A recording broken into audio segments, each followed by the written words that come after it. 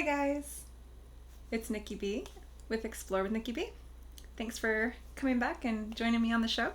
We are on episode 4. So still going over my life story. Today is going to be quite the juicy one. So grab your popcorn. You're going to need lots of it. Grab your tea. Lots of tea. Definitely don't let any children watch this episode specifically. So no children. I will try to keep it as PG as possible, but still, warning you now. I do want to, again, thank everybody that's been reaching out to me. Not just comments on social media where everybody can see the people that have been reaching out to me on my inbox, sharing really sad stories of their own trauma, things that they went through as a child. I've had a lot of people reaching out, and it touches my heart that you guys trust me enough to share your story with me, and I hope that it's healing. You know, everybody that has reached out to me said that they appreciate what I'm doing, and it's helping them heal and helping them move forward to maybe share the story with more people and let people know that don't know within their family. And just obviously be cautious with that, because there is going to be gaslighting that comes. I've gotten it already myself. So, you know, certain people reach out saying, that's not what happened. That's not how it went. That's. So some people don't like to feel like that it's their fault, or they don't like that guilt maybe that weighs on them. So they tend to gaslight, and just be prepared for that if it happens. If you guys are going to come out and share your story, be prepared for the gaslighting. But just know that as long as you're speaking your truth, that's all that matters, and you're healing your heart, and you're healing, you know, your childhood wounds and things like that. And sometimes it's not even as a child. Sometimes it's wounds that happen as an adult. So just know that, you know, there is others out there that have been through the same thing, and we can all kind of lean on each other. I love the messages, so keep them coming. So I really appreciate everybody that's been reaching out to me on the side and just letting them know that I am helping them. So I've had a couple people reach out to me and tell me that they, you know, my story and my different episodes has led them back to God, which that just touches my heart so much. Like, that is honestly the entire purpose for this, that God spoke and put this on my heart to share my story, to lead people to Him. So it just really touched my heart seeing those messages that I'm leading people back to God. So praise God. So we're going to get into it. We were on my journey with my soon-to-be ex-husband. All the docs are in. Everything's almost done. There's just the waiting period now, and it'll be finalized December 5th. So I am excited for that date. Yeah. So also, we spoke about my daughter being suicidal. And the last time she had went to a mental hospital was when she was 18. After that had happened, we thought it was best to get her own apartment. So that way we could get her care and then have her transition out to her own place, so she didn't have to be around everybody that she was stressed by, and then, you know, helped her get a job, and things were looking great. So they were getting better for her. She got a little bit more depressed after the person she was caretaking passed away. So when that happened, because she had got really close to her, and it was a really special job that she really loved. And so when that happened, she got pretty depressed. And I didn't know about this. She told me later, but she started drinking heavily. Granted, she's not 21 yet. So she was drinking. Again, didn't have any more episodes where she had to go to the mental hospital, but she started drinking heavily and, you know, mixed herself up with some wrong friends, didn't have the greatest friends. And so we took her out of that situation and got her a different place. But then she had some other friends there, and not so great friends. She kind of learned who her friends were, right? But Mariah ended up meeting somebody and getting married, and things were going great for her. Back up. So when she turned 18. So when Mariah had turned 18, obviously the trauma had caused her to turn to food, right? Like I did. So she turned to food. She ended up getting up to almost 400 pounds. So she was obese, right? And so that also didn't help with her wanting to commit suicide, right? Because she wasn't feeling good about herself. So she had asked if she could get the gastric sleeve done when she turned 18. So that is something that we ended up doing for her.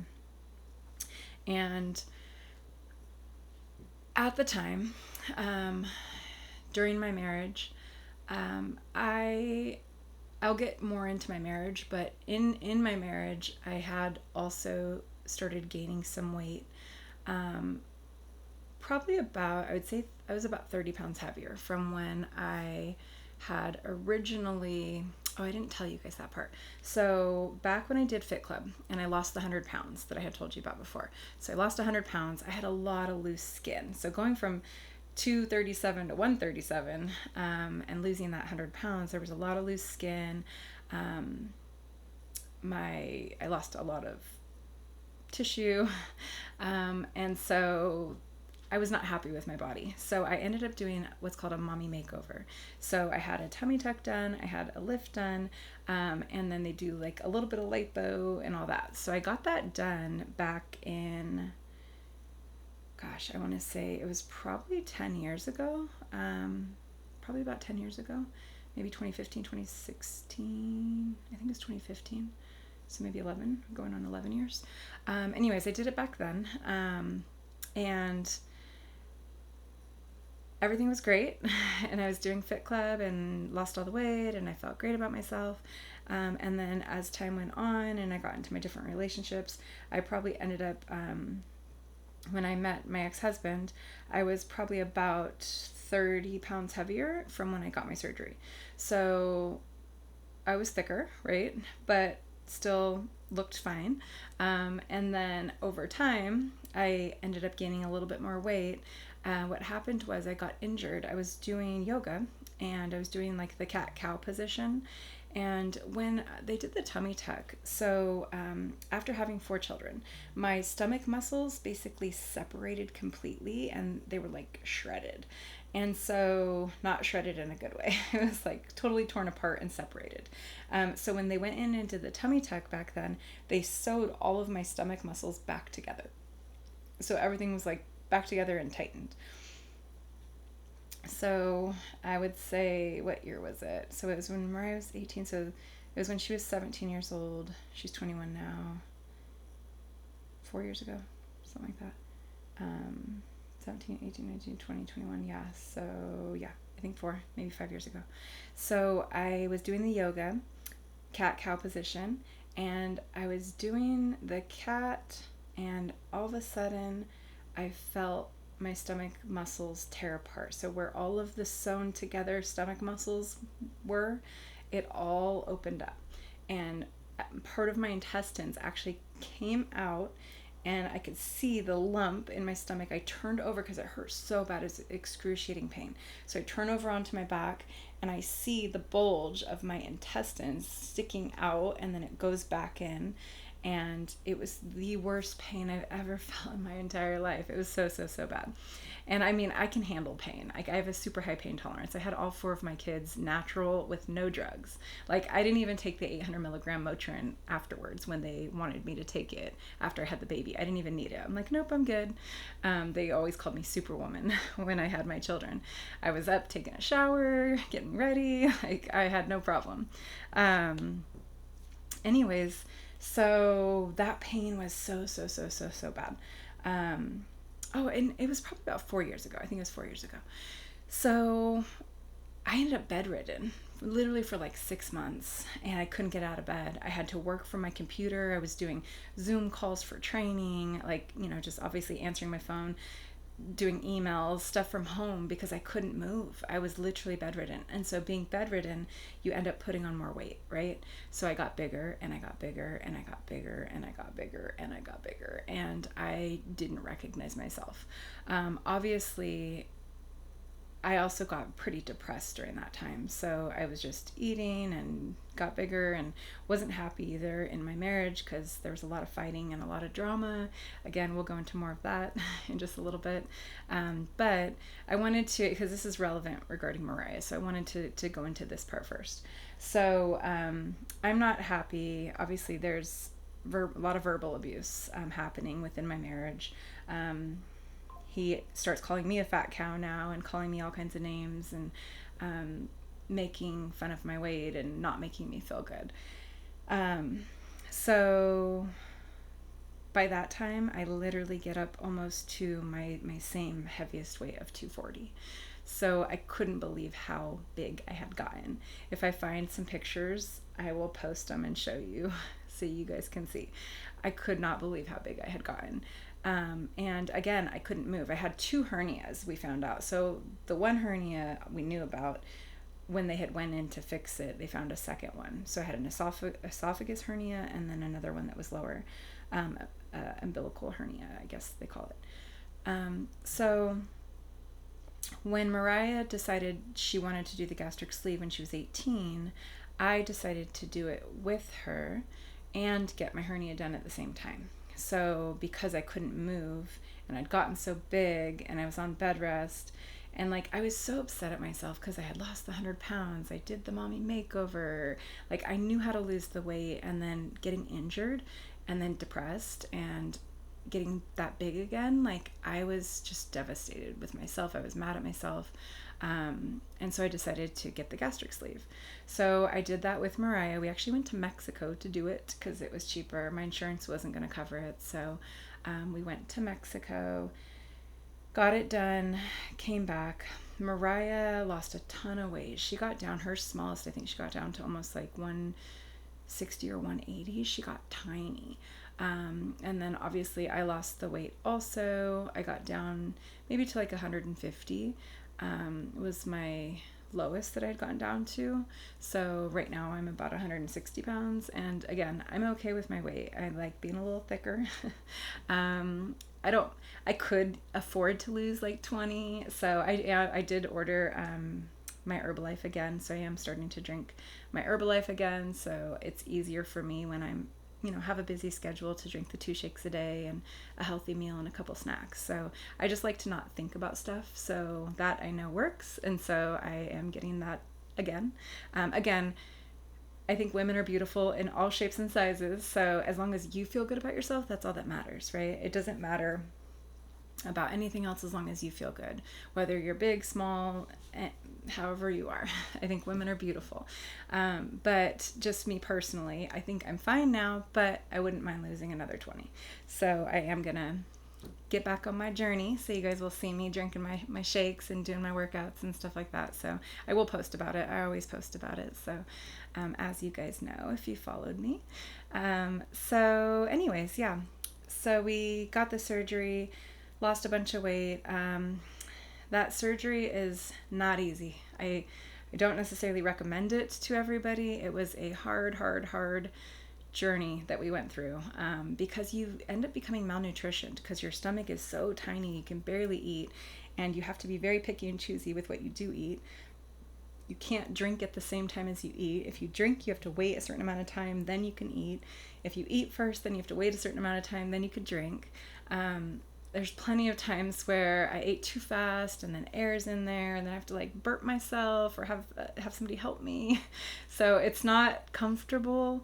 You end up malnutritioned because you're not getting enough vitamins and nutrients, and that part was really hard to figure out. So again, I wouldn't necessarily recommend it for everybody, but it helped in my situation because of the medical issues. And like I said, when they went in there with the cameras, they found the 2 hernias and fixed them both.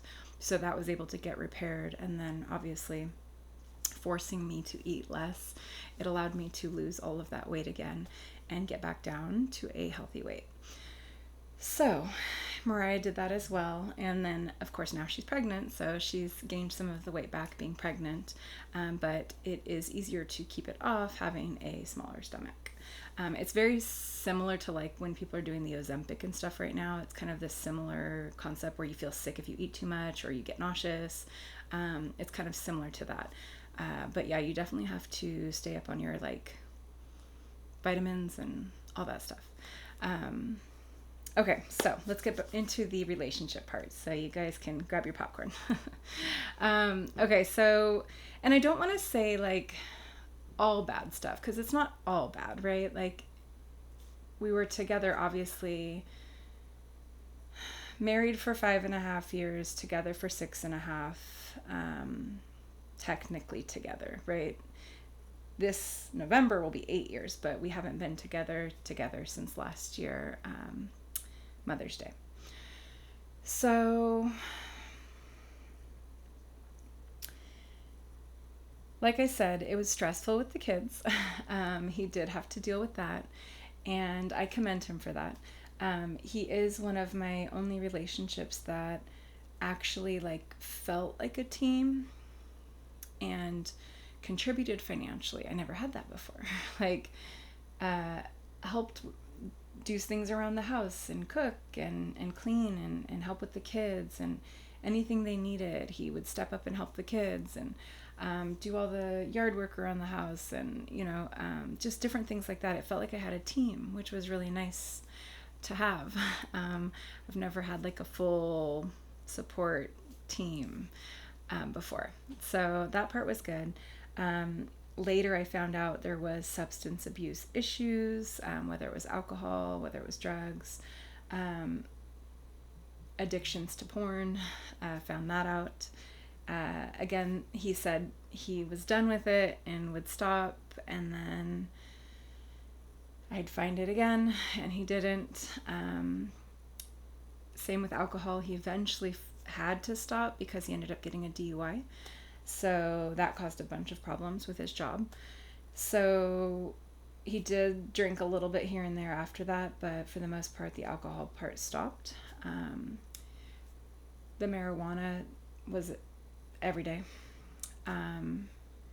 to a point where like I actually even started doing it with him, especially like during COVID. I got pretty depressed during COVID. We'll have to do COVID on another episode because that's going to take a while. Like when I woke up to everything and all the research I was doing, but I got pretty depressed during COVID, and I started smoking weed pretty much every night with him. So we would smoke together, and that didn't help me getting bigger because whenever I smoked, I would be hungry and I want to eat everything. So we would smoke every night. I'd eat all kinds of bad food, and that, obviously had me get bigger and bigger and bigger. And there was a few different instances of things that had happened. I never knew for sure if he had cheated, but I thought there was a possibility. But he swears he was just talking to this girl and they would just smoke together and that's all it was, and things like that. So I would catch him in different things that had happened in our marriage. And again, he would always promise that he's not going to do that and not going to do it again and all this other things.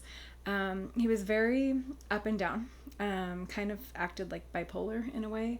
Again, he was self-medicating for his trauma that he had when he was younger. So he had a lot of trauma when he was younger. And again, like I had mentioned in my last episode, I always, seem to go after these wounded men with these wounded inner child issues that I want to fix and I want to help. And I see that wounded little boy that I, want to take care of. So, because I'm a healer and I want to help, I want to problem solve. And so I saw that in him, and his story was very sad. He has a very, very sad story. But it's no excuse. You can't rely on that as an excuse for what was done. So fast forward. I mean, we can talk a little bit more about it. So throughout the marriage, again, married for, before we were separated, it was 5.5 years, 6.5 years total together. There was times that I had, we had gotten in fights. So anytime a fight would happen, it was always coming from him. And what's that saying? Every action has an opposite or equal reaction. I react. So I totally react. I'm not this quiet, sweet, just, perfect little angel. No, I'm not. If you know me, you know me. But if somebody comes at me, I best believe that I'm spicy, okay? So I would be spicy right back, and it would get heated, and we would fight. Not physically fight, but just get in a fight. Granted, again, throughout the 6.5 years before we separated, he punched holes in walls, he'd throw things. So that part was really scary to me. There's a lot of holes in my walls in my house right now that I have to get fixed, that are still there. I have stuff covering it up, pictures that are covering it up. A lot of holes, a lot of throwing things, a lot of threats to burn the house down, threats to, blow everything up. Just a lot of threats. So it was pretty scary to live like that. The kids were scared. It caused a lot of tension with the kids. The kids didn't like me being with him. They wanted me to leave him a long time ago. And things kind of got better over time, but again, it was hot and cold. It was always up and down. There was like different people, Dr. Jekyll, Mr. Hyde. It was like living with a different person all the time. And granted, again, yeah, it's not easy raising 4 children and having 4 kids and dealing with different personalities and stuff, but nothing should ever allow you to get so angry to do things like that in front of the kids, to scare children, it's like traumatizing for them, right? So they are traumatized. They have not seen a normal, healthy, loving mother and father relationship, right? So it's like, how's that going to affect them? How are they going to grow up now and mimic that and replicate what they saw, right? Because they haven't seen anything healthy before. So I feel bad for my children, from the different men that I've chosen. It's my fault, right? Because they've never got to see anything healthy and normal, to know what that looks like. And, I have conversations with my children now about it, and we talk. We have a very good relationship, but it's still stuff that I can't take back, that they've had to endure. So back to last year. Well, even before last year. So in 2024, around, I would say, November, I was doing heavy research on parasite cleanses and learning about doing parasite cleanses and how everybody should be doing them. Just so you guys know, everybody needs to do them. It's not a third world country problem. There's parasites in everything. If you eat sushi, you have parasites. If you have animals, cats, dogs, farm animals, you have parasites. If you eat pork, you have parasites. So you have to do a parasite cleanse. It's so, so, so important. And again, we'll go over that on another episode where I can give you guys tips and tricks and different products that I've used and what's important and all the things. One thing I will give you a tip on is in your tea. Inside the tea bag, I put cloves, whole cloves in there. So drink clove tea every night. And the reason why is cloves are one of the only things that kill parasite eggs. So a lot of people will do parasite cleanses, but parasites have a life cycle, so they lay a ton of eggs. So you can get rid of the adults and the actual parasites, but if they've laid a bunch of eggs, eventually those eggs will hatch and then you'll have them again.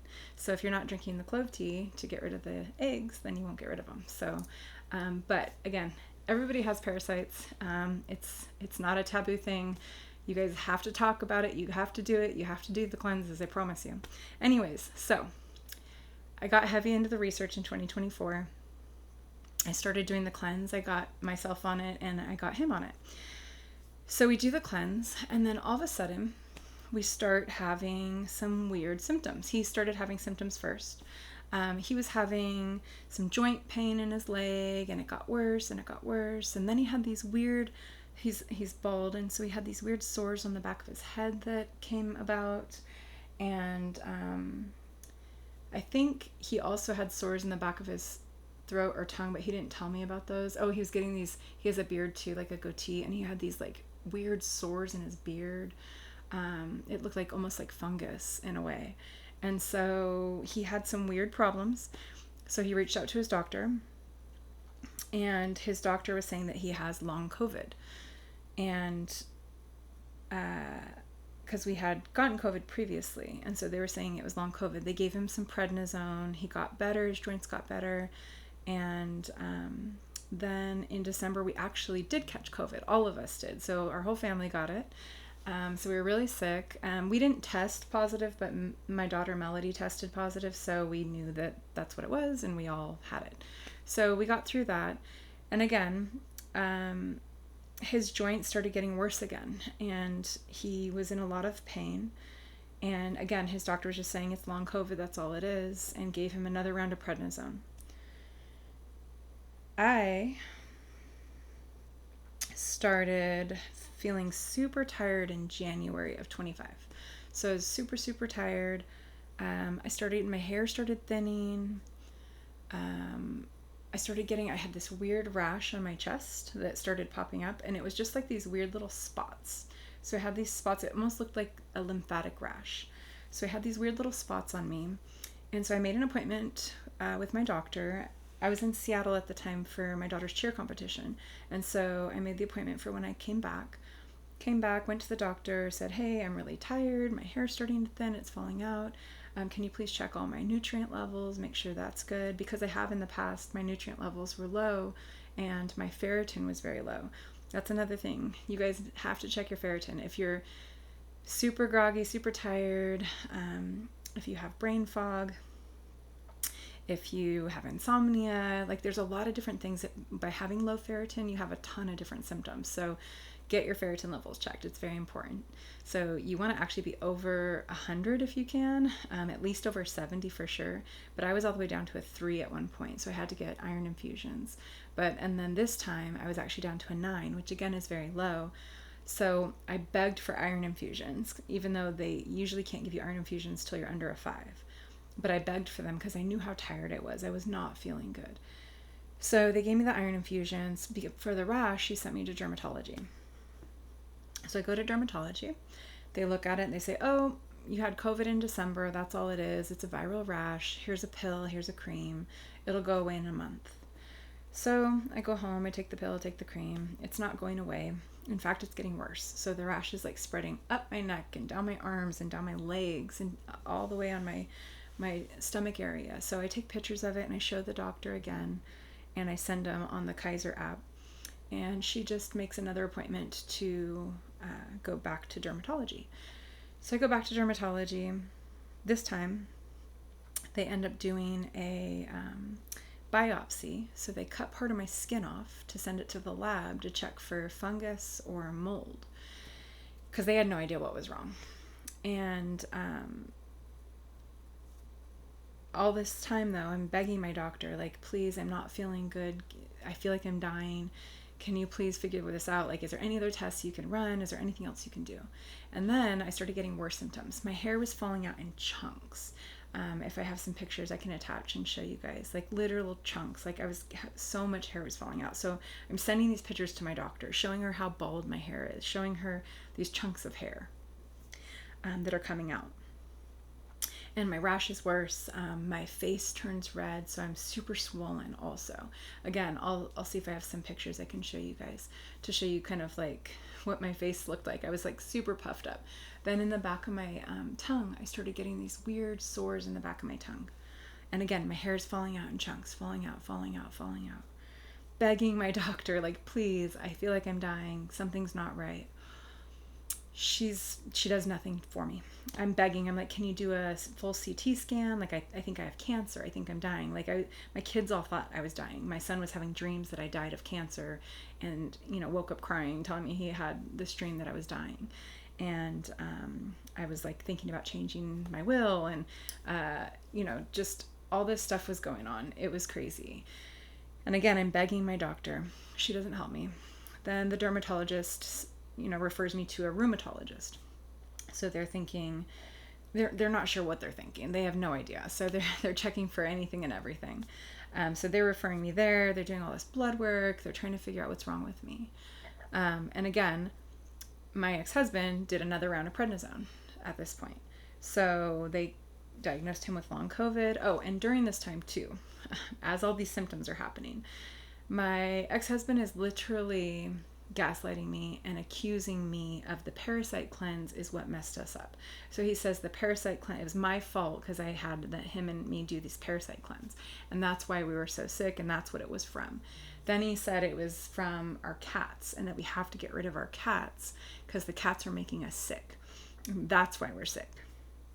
Then he said, I'm sick because I have Starbucks every day. So it's my fault because I have Starbucks every day. So he was literally treating me awful about all of the things I was doing and why I was sick this whole time. So again, I'm getting worse. Hair's falling out more. My eyes are bloodshot red now for months. For 2 months, my eyes are bloodshot red. Then I start going blind in my right eye. In the center, there's like a spot that's going blind. So my retina's messed up. My hair is falling out in more chunks. The rash is still all over my body. I'm really red, swollen. My vocal cords now are starting to, they're swollen. My vocal cords are swollen. I sound like I'm sick. So for like 2 months straight, I sounded like I have a sore throat. And I still was trying to work. I was going into dealerships like super sick. And again, my hair keeps falling out. So now I'm putting extensions in. I'm putting hair clips on. I'm trying to cover it up so nobody could see how bald I was getting. I bought so many hair pieces that covered up all the balding. And I spent so much money on different hair. So finally, April comes. So this is January, February, March, April. So 4 months. I end up paying $3,000 of my own money to fly to LA to go get this full body scanned. Because again, I think I have cancer or something. I'm not sure what it is. I'm trying to figure this out because the doctor wasn't helping me. And in the meantime, I fired my doctor, asked for another doctor. So that way I could at least establish with a new doctor that would try to help me. So I went and got the full body scan, came back. In the meantime, the scan came back, but I hadn't had an appointment yet to talk to somebody, so I at least read the notes of what it said. My liver was enlarged to 22 inches long. So it was literally doubled in size, which is very scary and not good. So my liver's huge. They thought maybe I had cancer. They weren't sure what was wrong with me either when I finally talked to them.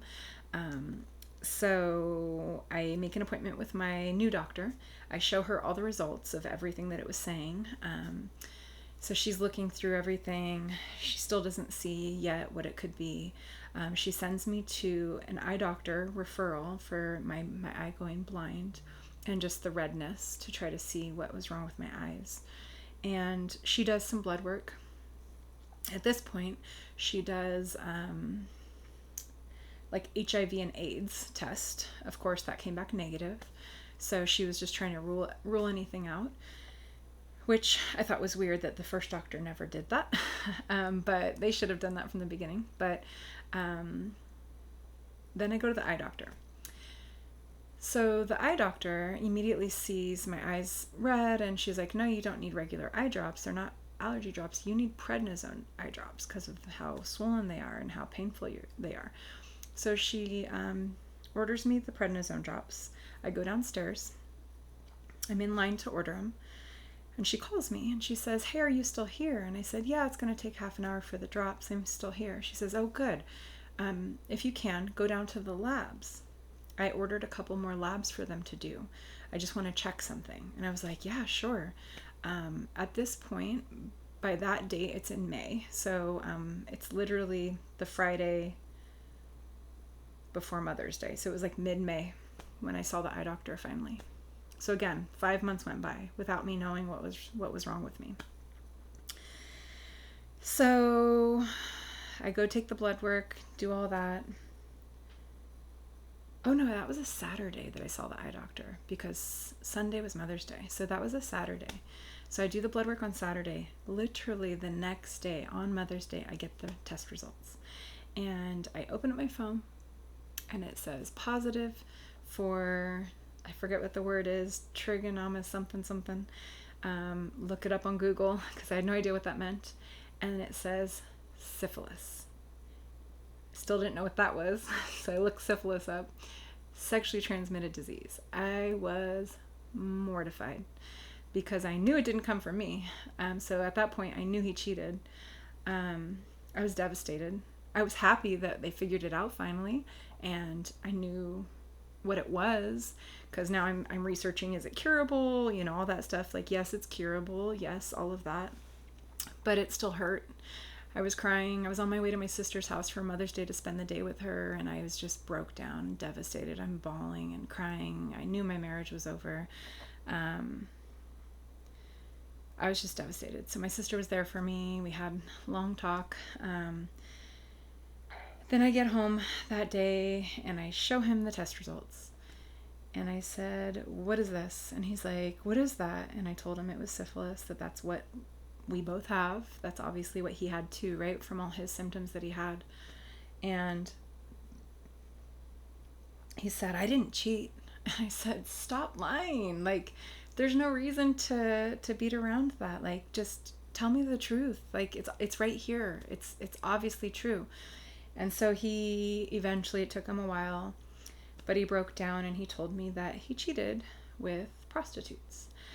And he blamed me because I work too much and I travel all the time. That's why he slept with this prostitute. Granted, he didn't say he slept with them. He said he only got head and twice, and that was it. So he said it was when I went to Hawaii for work, and it was off of Watt Avenue. He paid $100, and that's where it came from. I don't know if we're gonna have time for all the rest of this story. There's so much more. We're gonna need a big bucket of popcorn for the next episode.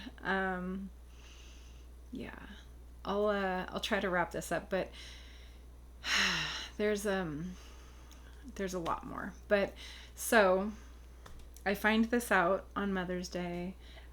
I was devastated. Worst Mother's Day ever. Find out about the prostitutes.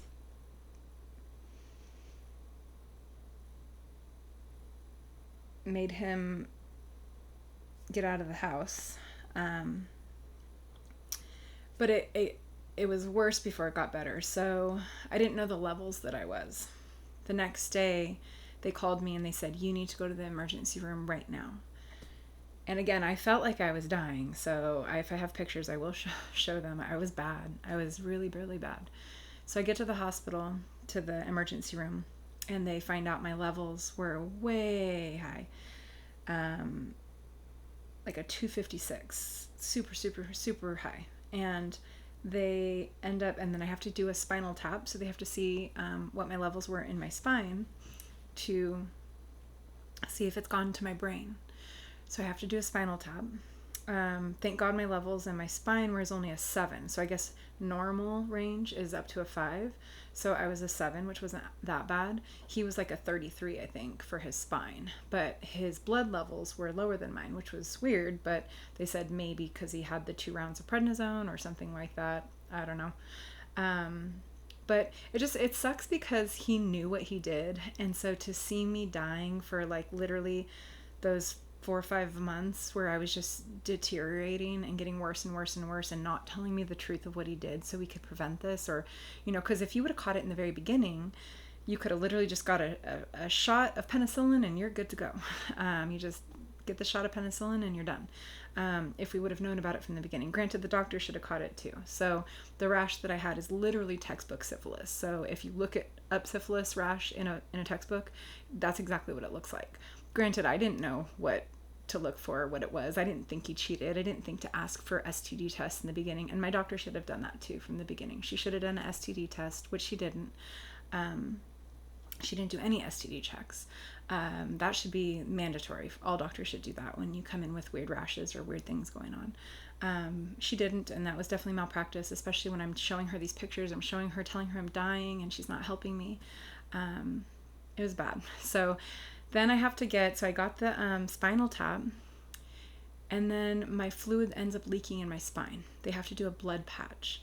They can't do the blood patch yet because they have to get authorization from the doctors, because my blood is so infected that they don't know if that's a good idea to put my infected blood back into my spine to do a blood patch. So I had to wait longer. I couldn't get up. As soon as I would get up, it'd be so painful and dizzy. So I had to just lay flat. And they hook up, I have to get a PICC line put into my heart, and I had to get penicillin pumped into my heart for 2 weeks straight. And that was so hard on my body. That's when the rest of my hair fell out. I was so bald. Again, I'll see if I have some pictures I can show you from the hospital. You'll see all my balding. And then even as I got home, more chunks were falling out. And so again, I was wearing wigs. I was covering up my hair so nobody really knew what was going on. I was trying to hide it from everybody. But it was really hard. It was hard to lose my hair because I love my hair. So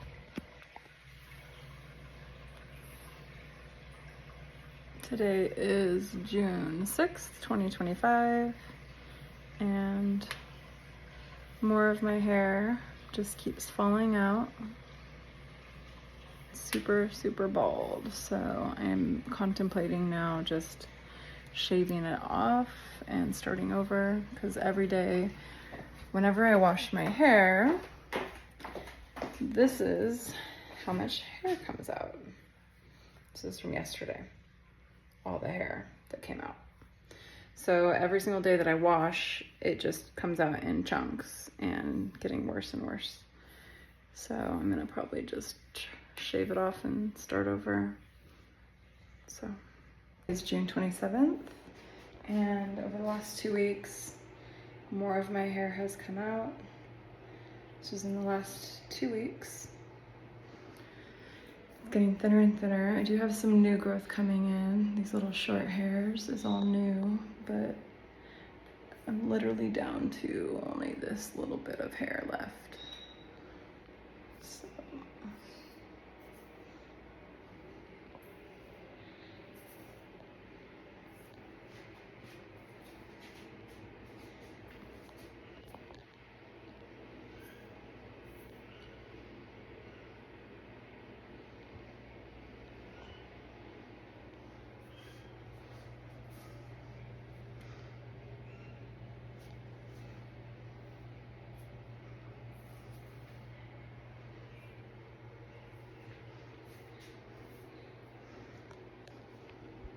So that's why, like, I was letting you guys know I'm letting it grow back natural. I'm not trying to like blow dry it straight at all right now. I'm not trying to put heat on it.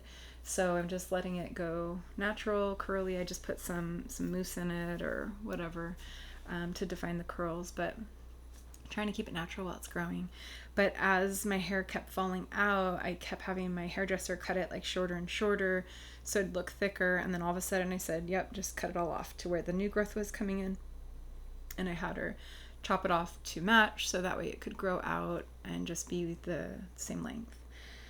But yeah, so I had the PICC line to my heart for 2 weeks, and during that time he had to go to the emergency room too. He had to do the same thing. He had to have a PICC line to his heart, medicine around the clock. Again, I was just devastated. It was a lot. It was hard to come back from that. But I had him move out. I got my daughter an apartment downtown. I had him move into her old place, and we separated.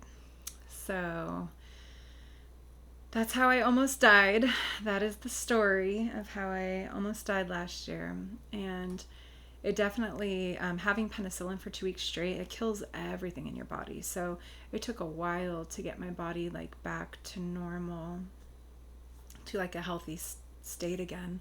I took all kinds of different nutrients and vitamins and minerals and all kinds of things. I've just been on this health journey since then, just trying to be more natural. That's again why I don't wear nail polish anymore, and I'm trying to find different things to use, different beauty products to use that are healthier, different makeup that's healthier, different hair products that are healthier.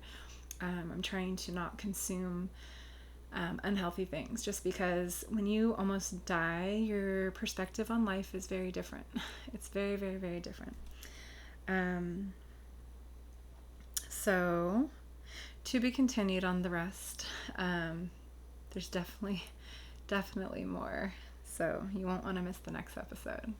I do want to read some comments. There's not really any comments on the episode itself from last week, but I forgot there is a correction that I did not mention. So the correction from the previous episode, I actually bought my first house at 23, not 22. I kept saying 22 for some reason. I was actually 23 years old when I bought my house. Then I turned 24. Then I met my ex-husband. So I was 24 years old when I met my ex-husband. And when that incident had happened for the music video they were filming, and where he had verbally abused me and threw the wine in my face and all that when I'm 9 months pregnant, that was his 30th birthday, not 40th. I don't know where that came from, but it was his 30th birthday, because I remember turning 25 right after that. So his 30th, we had our son, then I turned 25. So just a little correction there.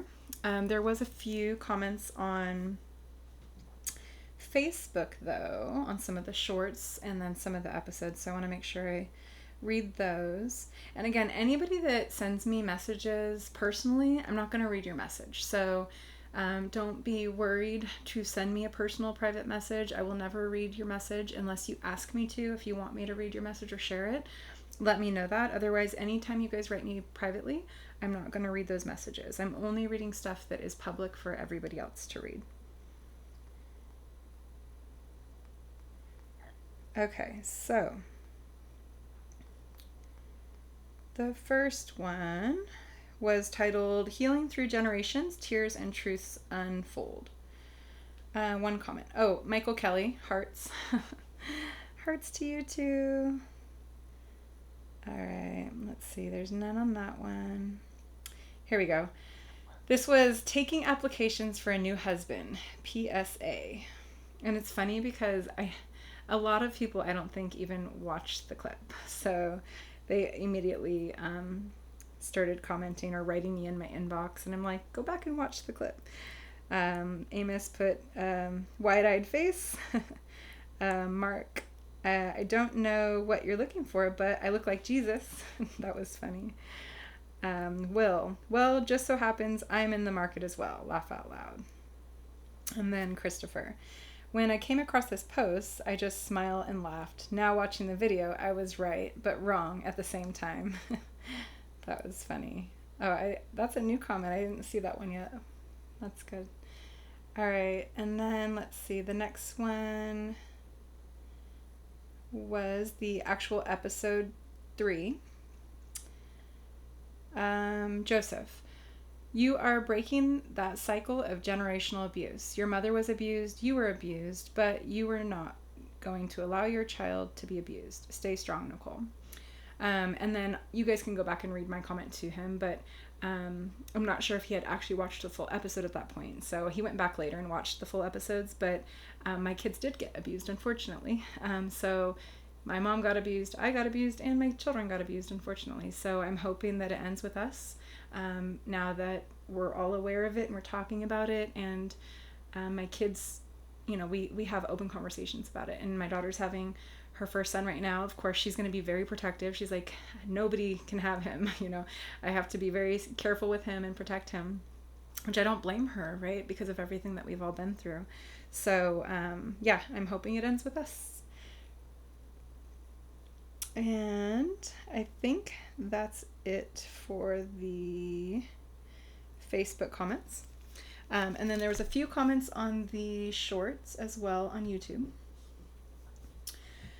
The first one, most of my childhood I don't remember.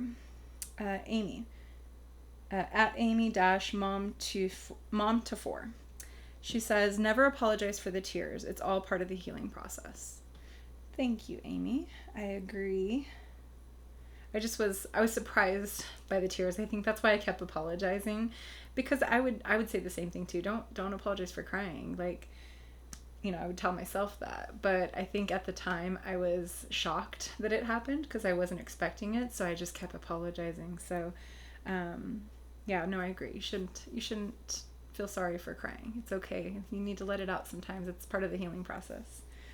Then we have at Dual Sport Outdoors. Shorts always pull way more views due to people having ridiculously short attention spans. Very few people will watch an entire long form video. I'm noticing that. Yeah, on the actual full episodes, definitely smaller views, but that's okay.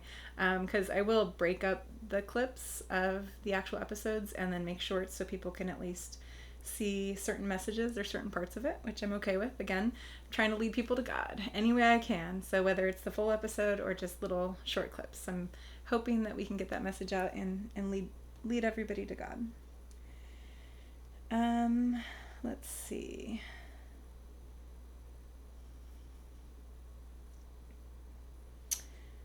The next one was let's see. What is this one called? Homeless in middle school, 3 jobs at 16.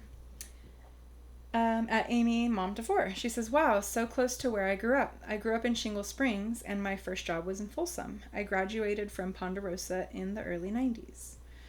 That's awesome. Thank you for your comment, Amy. I think I wrote something back too. I loved her name, mom to 4. So we both have 4 kids, which is cool. But yeah, small world for sure. And then we have at Dual Sports Outdoors. Homelessness sucks. I'm sorry you had to experience that as well. My family lived in a camper in the back of my dad's truck for a while, just before my brother was born. Because the contract on the house my parents rented was up, and the house my grandpa was building for us, the ranch I eventually grew up on, wasn't done, so we lived in that camper for several months, while my parents found a new place to rent. We didn't live with my grandparents because Grandpa was an alcoholic at the time, and my parents told me he'd never see me until he cleaned up his act. We ended up renting a place in Pollock Pines just in time for my brother's birth, while my grandpa dried out, got his contractor buddies back together, and finished building the house in Lotus. I lived there until I got married. Well, I'm sorry your grandpa was an alcoholic, but it sounds like he turned his life around and you were able to spend time with him and have a good life on the farm. So that's awesome. I love that. The next one is Finding Faith After Pain. At Dual Sport Outdoors, it's hard to have faith when you've been to hell and back. I commend your strength. I lost my faith years ago, and my past, while a nightmare, was not as bad as yours. I pray that you find your faith again. I think that God is the only way, the truth, the light. God is the only way. I know that your life will be so much better if you had God in it. So I promise. Just try one more time. Let me know if you do too. Let's see, nothing on that. Okay, I think that's it for shorts. I forgot to take my makeup off, you guys. Got too much going on. Okay, so these wipes, unfortunately, are not very good. So I do not recommend getting these wipes. My daughter and I both do not like them. The texture is weird. This is all I got though, so I have to use them. But yeah, the texture is weird. They don't take off very well. You have to like sit there and rub super hard, and yeah, it's just weird stuff. So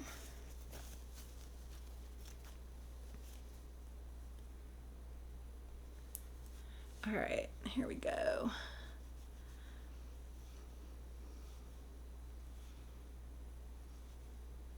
Hopefully that comes off okay. Yeah. I didn't do the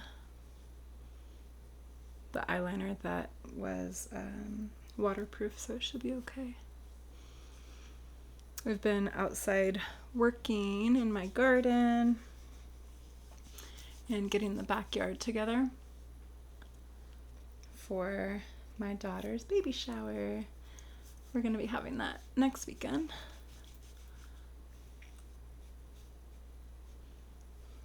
Super excited for the baby to come.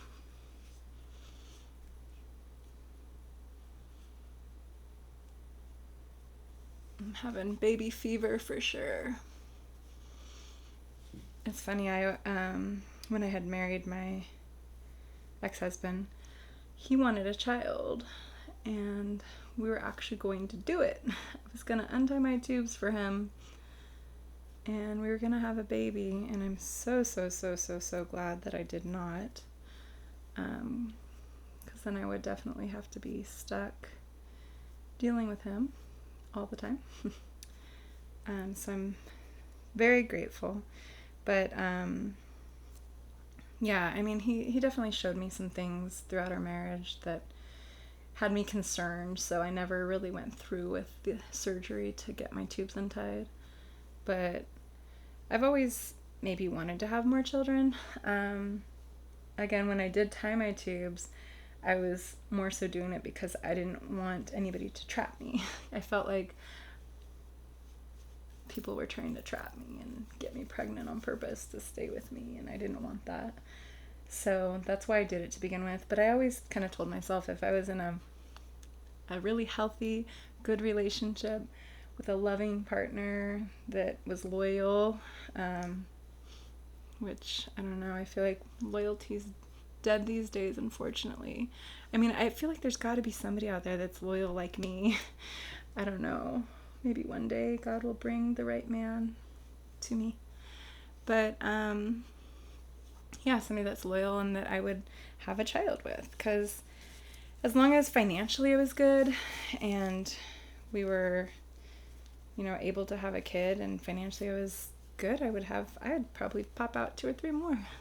Honestly, I loved being pregnant. I loved having babies. It was so easy for me. And I wouldn't mind it, but again, I'm getting older now, so it's nice to have a little baby in the house, and my daughter has one now that I can spoil and love and give back when I'm not wanting a baby anymore. So I'm looking forward to that. But yeah, so the shower is next weekend, and we're gonna have a lot of people here at the house, so I had to get the backyard together. Still got a few more things to do. Okay, we're going to do the frankincense. And then followed up by the calcium, Dr. Malaxin.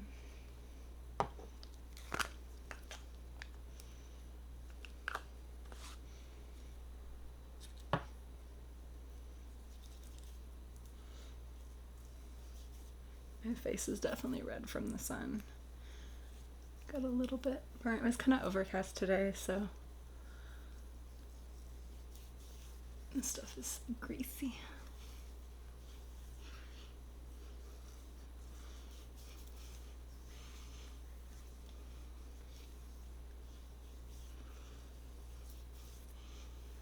Okay.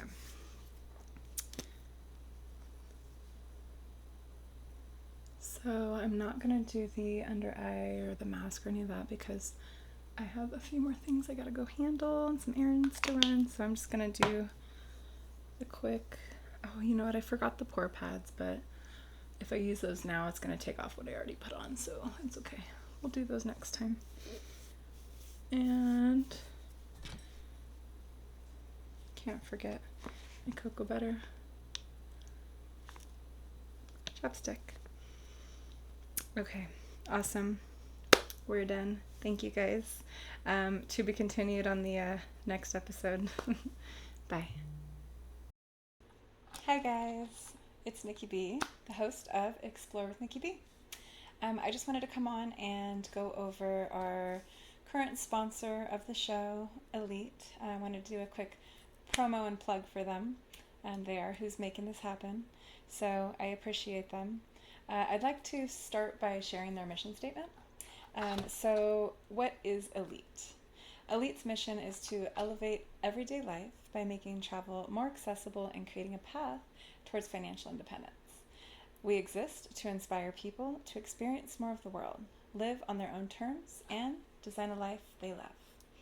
So, Elite is pretty much an invitation only travel and lifestyle community.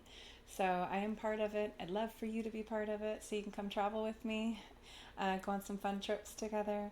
I don't know if you guys currently travel right now. If you're currently traveling, it'll definitely save you a ton of money because, as you know, using things like Expedia Group, Booking Holdings, you think you're getting a savings, but in all actuality, there's probably another 65% savings there in over a million plus hotels that Elite is able to offer you. I know with Booking Holdings they made 26.9 billion last year, and then the Expedia Group 14.7 billion. So that shows if they're making that much money, that shows how much room there is for savings. So it does allow you to save money. It is a travel club that you're part of. What's nice about being part of the travel club, so not only do you get the up to 65% off on the hotels, over a million plus hotels, you also get savings on car rentals, resort weeks. There's specific Elite excursions that they'll post that you're able to be part of, which is really cool. I'll show you some upcoming ones that I'm going to be joining. There's cruises, there's group travel rates. So if you're getting married and you have a big large group that you need to get group rates on, or maybe a 50th wedding anniversary is coming up and you have a big group that you're taking somewhere, you're able to get discounted rates on it. Meeting spaces, if you're going to rent those out, airport lounges you can save money on. So tons of ways to save money throughout the year with your current travel. If you're not currently traveling and you'd like to travel more, that's another reason why it makes sense to do this. So the cost of the actual membership is $175 a month. So with that, though, you're getting the discounted hotels, you're getting the Elite Escapes. Those are those week-long trips that they have in different places like Dubai, and there's one coming up in Thailand that I'm going to be going to. I'll share that real quick. Also, there's a cruise they just went on, trips to Jamaica, things like that. You also get portal access to go online and book everything yourself and see all your savings, as well as the discounted airport lounges, and then the signature trips. So by paying that $175 every single month and paying your dues, it's almost like a savings account in a way. So me being a single mom of 4 kids, I don't always have a lot of money to set aside for myself to do a nice fun trip that is well deserved, right? We need to treat ourselves. So this kind of allows it. It's almost like a little travel savings account. So you pay your dues each month and it gets tucked away where you can't touch it. And then at the end of the year, after 12 months, you're able to choose a signature trip, which is a week-long trip, and there's over 50 plus places to choose from, and you don't have to just go overseas. There's local stuff too that you can do with your trip, but it allows you to go on a trip once a year on top of being part of the Elite community and traveling with all of us, to all the different places. So the one coming up that I'm going to for sure be going on is the Thailand trip. So I'll put it here on the screen. That one is 8 days and 7 nights, round trip airport transfers for stress-free arrival and departure. You get private transportation for all the excursions, no guesswork, just smooth transitions. $150 resort credit per person. Food and drink, you're getting 3 days of breakfast, 4 curated meals across standout venues. So we have lunch at the beachfront restaurant, toes in the sand, dining with panoramic sea views, the Thai tasting menu at the Blue Mango, elevated local flavors in a luxe setting, lunch at Phuket's Floating Village, cultural immersion meets culinary delight, dinner at the kitchen table, refined ambience, and signature dishes. So all of that for $650. So, and then if you minus out the $150 credit, it's really only costing you $500. So you can't really beat that, right? So I'm definitely going to be going on that trip. Another one coming up is, and hopefully you guys can all join me. It's going to be my divorce party. So I'm officially divorced, finalized December 5th. So this trip is actually December 10th through December 14th. So we're definitely going to party. So come join me and be part of the club. It's going to be in the Dominican Republic. I'll put that on the screen as well. It's 5 days, 4 nights at the Twin Sands. So it has the accommodations and transportation included. food and drink, like we talked about before. This one has all-inclusive with meals, snacks, and the premium open bar. 24/7 room service, in-room bar with mixers, restocked daily, and a $500 per room resort credit. So you are getting a $500 credit there as well. So some of the activities, these are the ones I'm looking forward to. Unlimited golf green fees. So that's the Greg Norman course. We have the Elite Excursion. That's a sail and snorkel party cruise. We have the Elite VIP private welcome reception, Elite VIP farewell dinner event, and the Elite Experiences concierge on site. So all of that is going to be included. Definitely looking forward to that. So yeah, being part of the club allows you to come on the trips. It allows you to have that savings set aside, and then being able to get the discounts you normally would have done if you were traveling. The travel industry alone is huge. So if you want to do the business side of things too and make money and travel as well, you can do that. The travel industry in comparison, like I'm part of the automobile industry, right? So the automobile industry right now is $2.6 trillion. So if you look at travel's an $11.7 trillion industry. And in the next 5+ years, there's going to be trillions more, right? So if you want to be part of that side of things, making an income, Elite allows that as well. So if you'd like to do the business part of things, let me know. I can get you linked with somebody on the team to be part of that. But there is a really good compensation plan if you're wanting to do that side of things.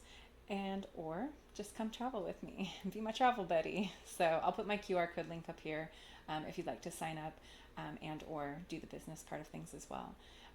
So yeah, that's Elite in a nutshell. Thank you so much. Bye.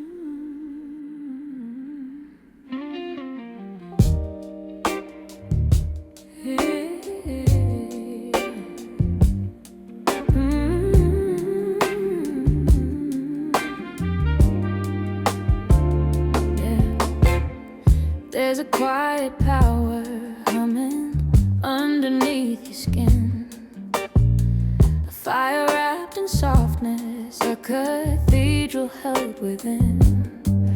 You work behind the curtain while the world demands the stage, but the depth of what you carry could fill 1,000 pages. You've been searching for the meaning in the spaces in between, and the cosmos keeps on whispering things you've always seen. You were made of fire and mercy, truth and tender grace, with a heart that reads the room before you've seen a face.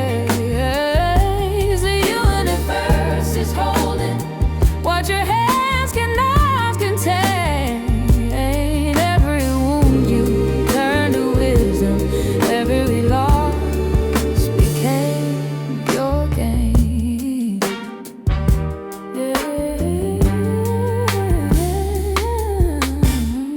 You love with open honesty, no armor, no disguise.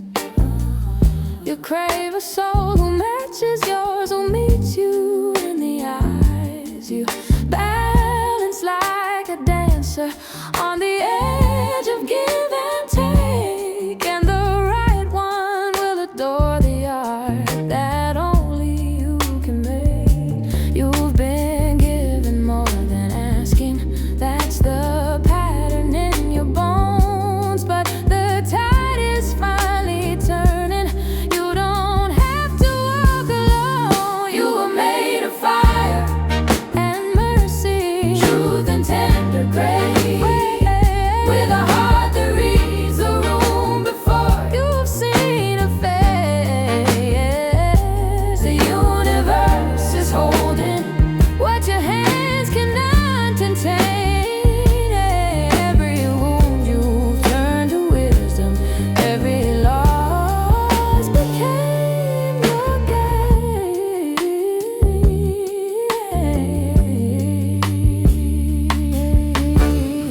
There's a dreamer in your bloodline, something ancient, something true. You can sense the things unspoken, feel what others never knew. Your ambition hums in silence, building kingdoms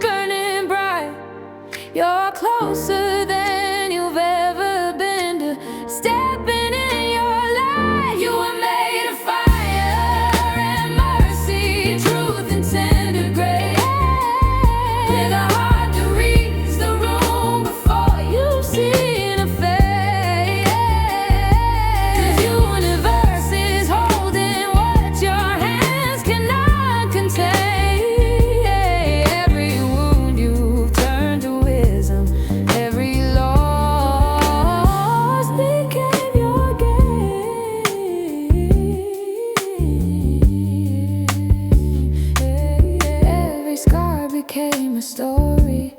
Every tear became a guide. Now the cracks are filling gold.